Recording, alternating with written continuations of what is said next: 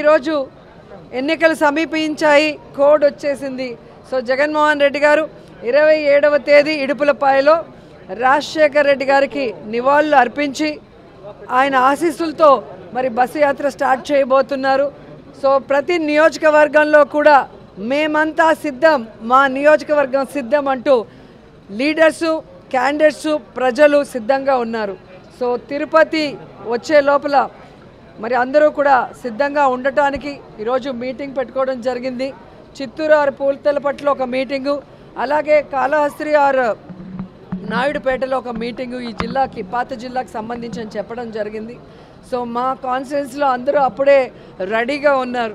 ఎందుకంటే మొన్నే మీరు చూశారు, లక్షలాది మంది వచ్చినా కూడా ఇంకా మమ్మల్ని పిలవలేదు, మమ్మల్ని తీసుకెళ్ళలేదు. అదేంటో కానీ ఏ సినిమా యాక్టర్కి లేని క్రేజు జగనన్నకుంది. అది రియల్ హీరో. సో ఆయన చేసిన మంచి పనులు, ఆయన చేసిన సంక్షేమం, ఆయన చేసిన డెవలప్మెంటే ఈరోజు జగనన్న వెనక మేము సిద్ధమంటూ అందరూ ముందుకొచ్చారు. సో మళ్ళీ ప్రజలకు ఏం చేయబోతున్నానో మేనిఫెస్టో రిలీజ్ చేయబోతున్నారంటే ప్రతి ఒక్కరూ ఆతృతగా ఎదురు చూస్తున్నారు. ఎందుకంటే చెప్పిన ప్రతి వాగ్దానాన్ని నెరవేర్చిన జగన్మోహన్ రెడ్డి గారు మళ్ళీ రాబోయే ఎన్నికలకి కొత్తగా ఏం చెబుతారు, ఆయన చెప్పాడంటే చేస్తాడన్న నమ్మకంతో ఎదురు చూస్తున్నారు. కానీ చంద్రబాబు నాయుడు అండ్కో ఏదైతే ఒక టీం ఉందో, గత ఎన్నికల్లో మీరు చూసారు 2014లో వీళ్ళు కలిసి వచ్చారు. ఏ విధంగా ప్రజల్ని మోసం చేసి అధికారంలోకి వచ్చాక ప్రజల్ని గాలికి వదిలేసి ఏ విధంగా రాష్ట్రాన్ని అప్పుల్లో ముంచేశారో ఈ రాష్ట్ర ప్రజలు ఇంకా మర్చిపోలేదు. సో ఆ ముగ్గురు మళ్ళీ కలిసి వచ్చి ఈరోజు ఏదైనా మేనిఫెస్టో రిలీజ్ చేసినా ఎవ్వరూ కూడా నమ్మే పరిస్థితిలో లేరు.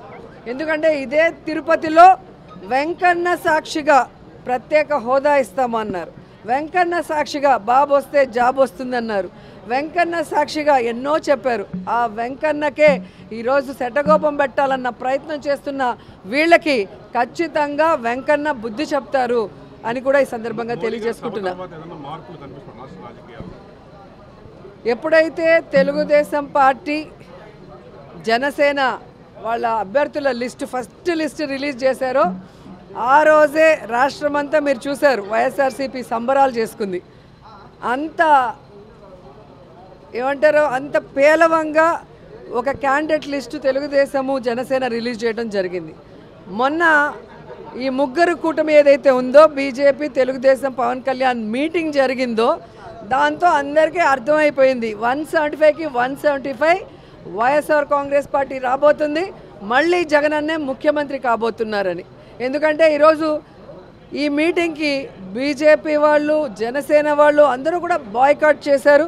అండ్ సీనియర్ మోస్ట్ లీడర్స్ ఎవరైతే తెలుగుదేశం పార్టీకి పనిచేశారో వాళ్ళు కూడా ఈరోజు సీట్ల పంపకాల్లో ఎంత దూరంగా ఉన్నారో మీరు చూస్తున్నారు.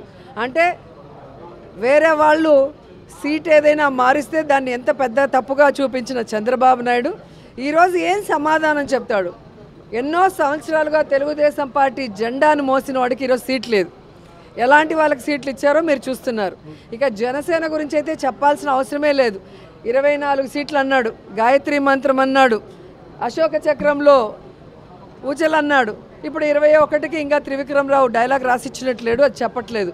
ఆ 21లో కూడా దాదాపుగా 11 తెలుగుదేశం పార్టీ వాళ్ళు, మిగతా వాటిలో మెజారిటీ వైఎస్ఆర్ కాంగ్రెస్ నుంచి వెళ్ళిన వాళ్ళే ఉన్నారు.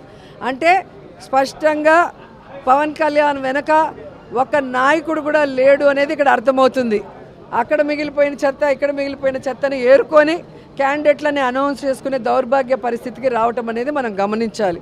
అండ్ ఈరోజు సీట్ల పంపకాలు కూడా కాన్స్టిట్యున్సీలు, ఎంపీలు కానీ ఎమ్మెల్యేలు మీరు చూస్తే ఎవరెవరికి ఏం అలాట్ చేస్తారో మీకు పూర్తిగా అర్థమైపోతుంది.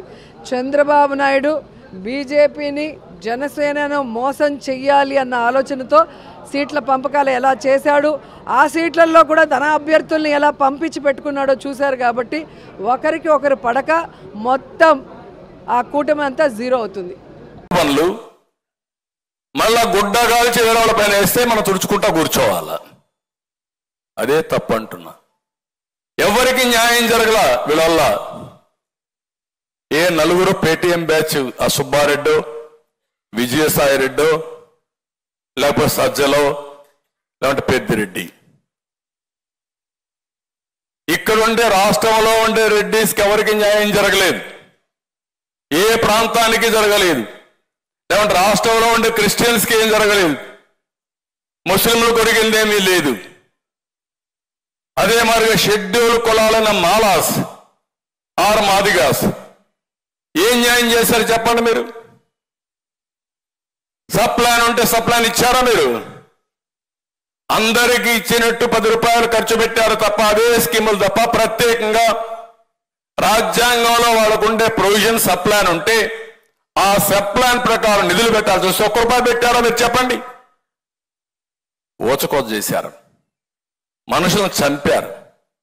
చంపడం కాదు, దిక్కులేని విధంగా క్రూయల్గా చంపి ఇప్పటికి కూడా వాళ్ళని ఏమాత్రం మనం చూసాం. ఆ సుబ్రహ్మణ్యం డ్రైవర్,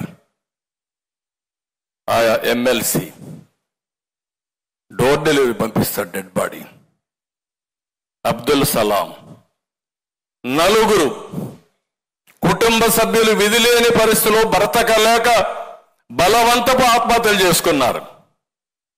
ఇప్పుడు మాట్లాడుతున్నాడు మనం బీజేపీతో పోతుంటే మైనారిటీస్ వ్యతిరేకం చేస్తున్నాం, 4% రిజర్వేషన్లు తీసేస్తాం, లేకుంటే ఇంకోటి చేస్తున్నాం అని మాట్లాడే పరిస్థితికి వచ్చారంటే రెచ్చగొట్టి రాజకీయం చేసి రాజకీయ లబ్ధి పొందాలనే మనస్తత్వం తప్ప సమాజ హితం కోసం పనిచేయని పార్టీ ఈ పార్టీ.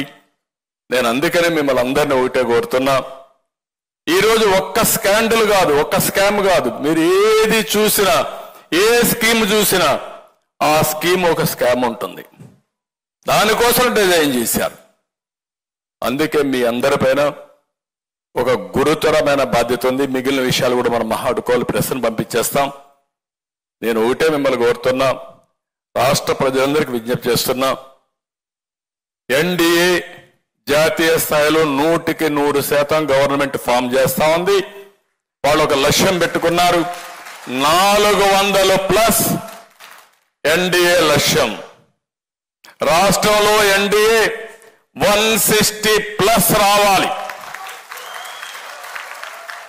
ఎంపీల్లో 24+, 25 గెలిపించుకోగలిగితే చరిత్ర, నాకేం అనుమానం లేదు. కడప కూడా మనమే గెలవబోతున్నాం, దాంట్లో నాకు అనుమానం లేదు. ఏ ముఖం పెట్టుకొని మీరు ఓటు అడుగుతారు? బాబాయిని చంపాం, మిమ్మల్ని కూడా లేపేస్తాం, ఓటేమని అడుగుతారా? నేను అడుగుతున్న సమాధానం చెప్పండి. అర్హత ఉందా నేను అడుగుతున్నా. అందుకే నేను జనసేన అధినేత పవన్ కళ్యాణ్ గారి కోరా, విస్తృతంగా తిరగాలని ఆయన ప్రోగ్రాం వేసుకుంటున్నాడు. నేను కూడా ఈ రోజు నుంచి 160 సీట్లు గెలవడానికి 160 మీటింగ్లు పెట్టుకుంటున్నా, 160 నియోజకవర్గాలు పర్యటిస్తున్నా.